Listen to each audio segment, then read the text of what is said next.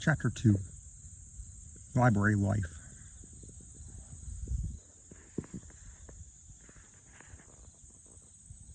A few days had passed, and between classes, Amy and Charles had prepared her bedroom and moved her into it.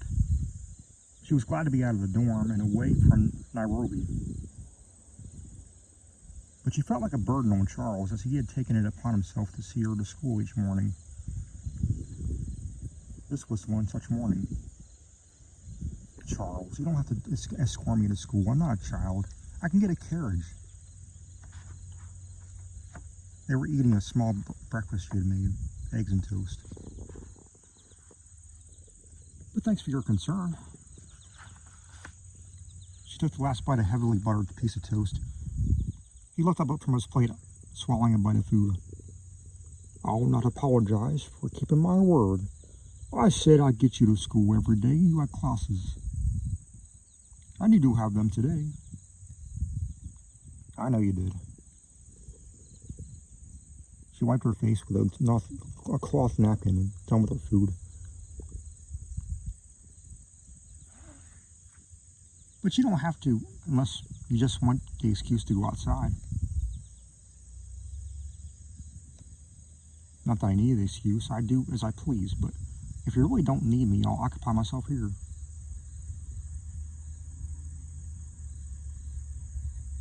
She stood up to go to wash her plate and fork in the sink.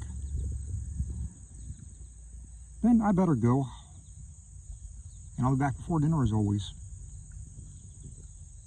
She smiled. He smiled back. Then I'll see you when you get back. Have a nice day and learn something new. I usually do. She put her plate away and they grabbed her bag from near the main door. She left the loft going down the spiral staircase to the first floor of the library. She left the building in its crypt-like silence, stepping out in the morning hustle and carts and people on foot. She hailed one of the carts to take her back to the academy building, the only building like it on the mesa. Charles was left alone with his thoughts. Maybe he should invest in a record player or some other white noise machine. He had cleared the table and washed the other dirty dishes after Amy was gone. He then went back to his room. He tried to gather up the papers from the floor and the bed and actually make the bed. He sighed, holding the messy stack. You're getting attached again, you old fool. A voice in the back of his mind, doubt. Don't you remember your curse? She'll just die like everyone else. Why bother helping her? Why even bother speaking to her? Enough. He shook his head hard. Amy may not need him, but she liked living there. Even if she did die some years later, at least he would remember her. At least he hoped he did. But if he did, for how long? He couldn't even remember his white wife or their son.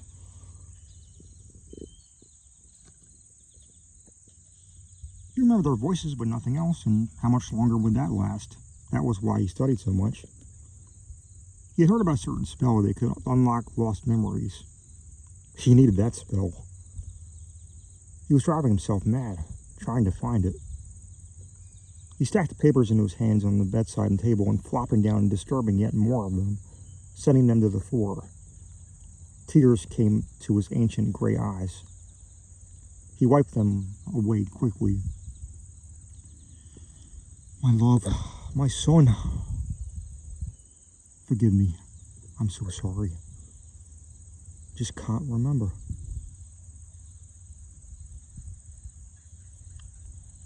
He lay on his side, the tears refusing to subside. At least he was alone for this. Would he always be? He cried until he drifted into a fitful sleep. In his dream, he saw the silhouette of a woman, but couldn't see any of her features. She turned to face him with glowing red eyes and an eerie grin that matched in color. She was otherwise pitch black. She let out a loud cackle. Old fool, can't remember a thing.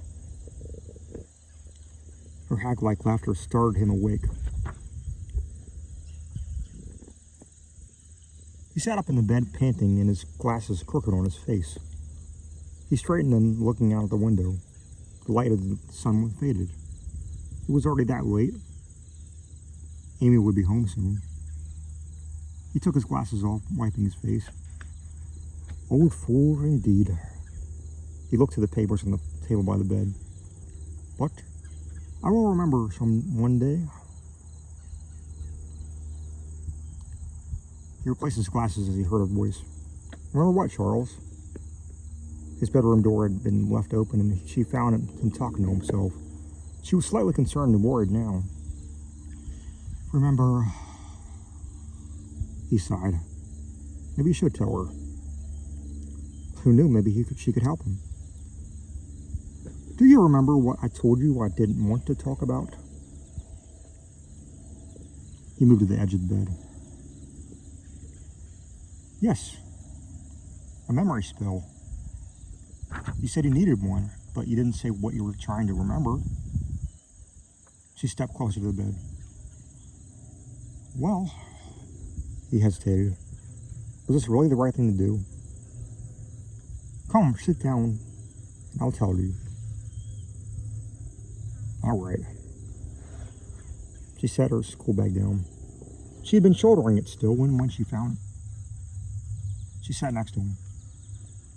Take your time. That's all I have is time.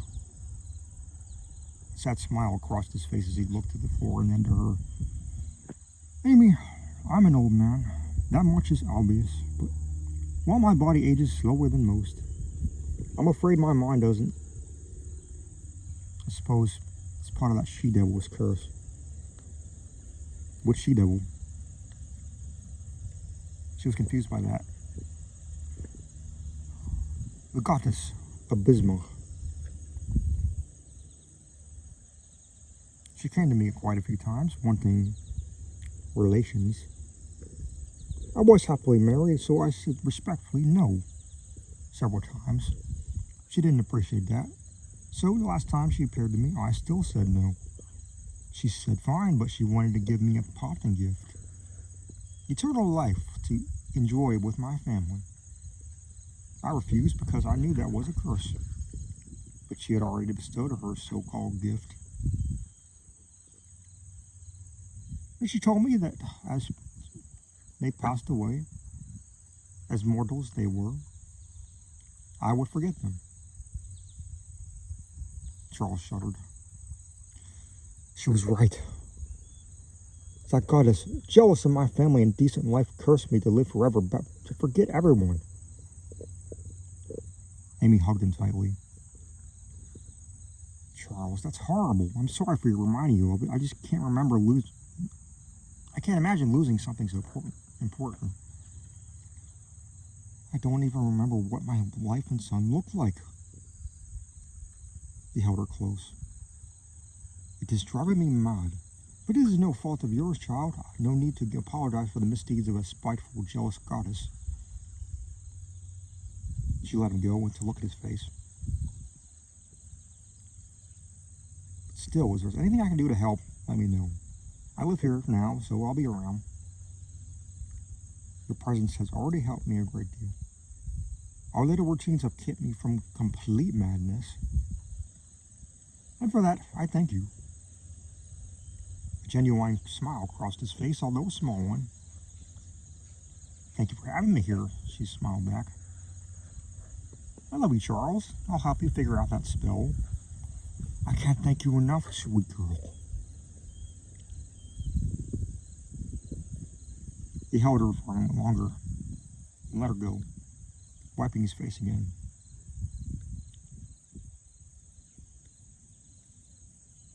What time is it?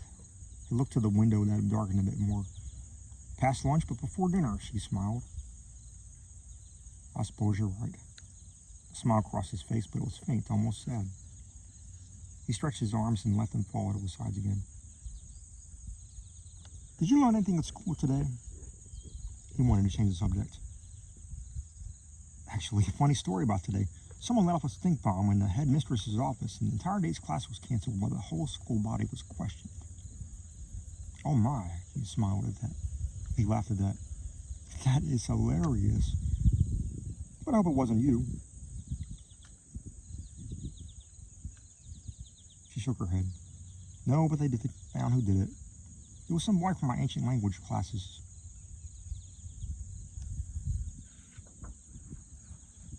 Languages class. I see. So it's been taken care of. He's suspended from all sports and has to scrub her office from top to bottom. That sounds fair. He left the bed. Yeah, I'm just glad the smell didn't spread through the whole school. Yes, that would have been much worse. And while it was funny, I'm glad you weren't involved. No, I'm not that brave, she stood as well.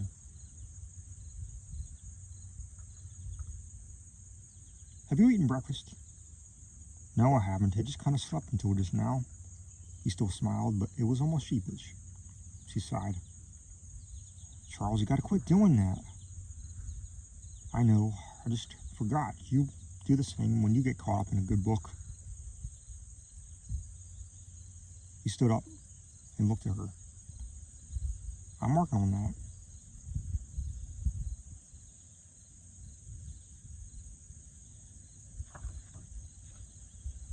She stood up and went to the door with him. Let's work on that together. Come on, let's go see what Minerva is serving tonight. Okay, let's go. She left her school bag by the bed, and as they walked out together, they left the library and took a carriage to the inn. Neither spoke very much, each being lost in their own thoughts. Once inside the inn, the commotion broke the silence. It wasn't the usual evening crowd of drunken sailors and dock workers. Several people were gathering around, and a few important-looking men who were dressed as ship captains. Minerva, being the tall and somewhat muscular woman she was, rushed the crowd and to Charles and Amy. Did you hear? She smiled brightly and excitedly. They said it's safe to go back out now. The fires have burnt out. Really? That's great. Amy was suddenly just as excited. Yeah, and those men are offering some of us passage down there on their airships. That's why everyone's like this. She motioned around them, almost slapping a patron. Her smile fell. It's chaos and no one's buying anything. Charles hadn't spoken yet. This didn't seem set right with him. He looked at Minerva. Can we still get dinner in this mess? Sure, if we could find empty seats. The inn was overly crowded, but most everyone was gathered around the ship captains. All right, come on, Amy. He looked for a place to sit. Just a second. She tried to push past the crowd to get closer at the men who were still speaking, yelling over the voices of the excited people eager to return to their homes or the remains thereof. Charles eventually found seats for them, 2 stools at the end of the bar, but as he sat on one, it shook and collapsed. He caught himself on the bar before he could fall with it. Oof. That's why. He stood back up against the bar as he straightened his glasses. At least there was one for Amy. He pushed his weight onto it, leaning heavily against it. It seemed sturdy enough. He then saw Minerva was busy pouring drinks for a few people who finally ordered food. Now he would wait. Amy wasn't back yet from her attempt to talk to those men anyway. Amy had made it through the throng and to the 2 men. Excuse me. She stood between them and the now slowly dispersing people. Are you charging anything for passage? 15 gold each. The taller man answered her. He wasn't unattractive, but with short cut hair and a clean face, military-esque. 20 round trip. It'll be round trip and 3 of us, so 60 gold. Got it. Oh, does that include food? Smart girl. The other, slightly shorter and with the same short haircut, smiled to her. It does. I'll go tell my friends then, thanks. She turned away, walking into the shrinking number of people who still hadn't gone away. She looked around and found Charles at the bar. He was waiting for Minerva to take his order, but he wouldn't get back anything. He wouldn't get anything before Amy came back. It looked like poor Minerva was the only server that day. 60 gold to see her home again with her two best friends, but she was an academy student. She couldn't even afford the 20 for herself. All her money went to academy expenses. But she could still tell them. She was sure Minerva already knew. She finally got back to Charles. Hey, 20 gold each round trip, including meals. Not bad. Charles turned to face her. I suppose you'd like to go back. It would be nice to see what's become of the place. I would love that, but all my money went to the academy. She leaned up to the bar. So I can't go. But you could. Tell me about it when you get back. Oh, I wouldn't do that. You know that. I can pay for us both. We can go when they're ready. But we should go pack. How long is the trip? She stood back up. I didn't ask. I'll go do that. No need. One of the men, the taller of the two, had come to the bar for a drink and had heard them. It's 3 days. Tomorrow and the following 2 days, we would be back here the third afternoon. We will be leaving the airship port at 9 a.m. tomorrow. That works. Charles gave a slight smile. Well, does that give us less than 12 hours to pack? Shouldn't take us that long. We can have our dinner and go pack, and in the morning we go by the dock and meet this man and his friend over there. Tomorrow morning. Okay then. Amy was finally convinced. Minerva finally got to them, a bit breathless. Oh, sorry, everyone ordered at once. I can get yours now. She got her pad and pen. Breakfast, Charles? Well, at least I'm buying things now. But no, I'll have the dinner special. Amy sat beside him as the two men went upstairs to the rented rooms. Just a salad for me. Minerva wrote all that down. Anything to drink? Coffee for me, always. And that's why you're up all night. Amy smirked. It's not the only reason, but another time. Amy shook her head. Just water and lemon, Minerva, thanks. It's got you watching your weight. Minerva looked at Amy. Indeed, you can order anything you want. I just don't want to eat a big meal, then pass out when I get home. I want to pack first. So you are going, Minerva smiled. Charles kind of insisted. Amy smiled back. I thought it would be nice to see what's left. He hesitated a bit. Amy nodded, quiet for a moment. She thought that there couldn't have been much left of her and Minerva's homes after the fires, and probably ransackers after that. I'm going to. I have a bit of money saved. I'll take Monday off. Until Monday off. Amy was brought out of her dark thoughts by hearing that. So we're most likely going together. She gave another smile. 50-50 shot. But there are only 2 ships going down. You two might be stuck with me. Minerva's smile became mischievous. Amy laughed a bit. Have you packed? Not yet. They kind of sprung this on us. I will after work. Yeah, they really should have given people time to plan. Amy's smile faded a bit. You want me to go do it for you? What do you want to take? Oh, I'll do it. Don't worry about it. But let me take your orders, and then we'll be here all night. She went to get in the kitchen with a long list of orders. They'll be a while there yet. Thank you for this, Charles. Minerva and I are both refugees. Her smile fell into a much more serious expression.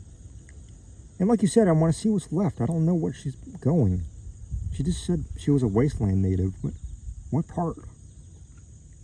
You could ask when she comes back. I know, but she's always so busy here. We never get a chance to just talk. Not since she just left the academy and started here. You'll have several hours to be on the ship. The airship. You could talk to her then. We might both be sleeping. Seeing how excited you both are about all this, I doubt it. She smiled again. You're probably right. I usually am. She smiled back.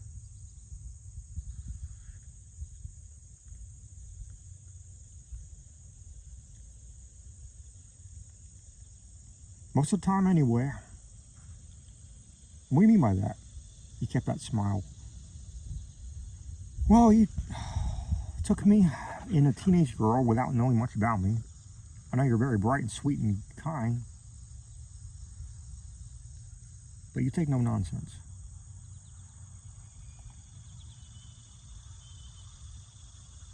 You're brave enough to do as you please, but wise enough to know what's right or wrong. That, and you're pretty much blind without your glasses. And you're a fantastic cook. Does that about cover it? Oh, so you do pay attention. I'm old, but not blind, dear. He supported his head with his hand, his elbow on the bar. You are without those thick glasses, Grandpa. Minerva cut in, bringing the drinks. Oh, hush. Charles looked back to her, but still wore a smile. Trouble starter. At least I finished what I start. Your food should be here pretty soon. Thank you. Charles took a sip of the hot coffee. Amy took her water. Hey, can I use a piece of paper out of that pad and a pen? I should get a pack of list first. Sure, here. Minerva handed her friend a pen and page out of the very used pad. I'll need a new one. Yeah. This looks almost done for. She started writing down what she needed to take with her. Minerva went back to the kitchen to get the orders that were ready. 3 days off the Mesa, and they said the fee included food, but I'll still pack snacks. She wrote that down. We'll also need clothes, water bottles. She scribbled several things in on the paper. Packed light. We'll be walking a lot. Charles sipped his coffee as he watched her write. I know, I'm only taking my school bag. Not much will fit in that unless you empty it. Also, are you sure you're all right with missing tomorrow's classes? I've never seen you miss a day unless you were terribly ill. I'll be fine. Missing one day. Pretty sure most of my classmates will be on those ships in one anyway. Alright, so long as you're sure. He had to admit, he was looking forward to this, but should he leave the library and his research alone for that long? It was a good idea to step away from it all once in a while, but for 3 whole days? But it would give his mind a break. Maybe it would help him focus later when they returned. It was worth a try. Amy looked up from her list to see Charles looking a bit lost. Charles, you have that far-off look in your eyes again. Second thoughts? We don't have to do this. He shook his head. No, we're going. We could both use a break in monotony. Yeah, you're right. She went back to her short list. Eventually, Minerva brought their food and they started eating. Amy shoved the list into a pocket on her skirt. She ate fast, wanting to leave and start packing, but Charles took his time. They had all night.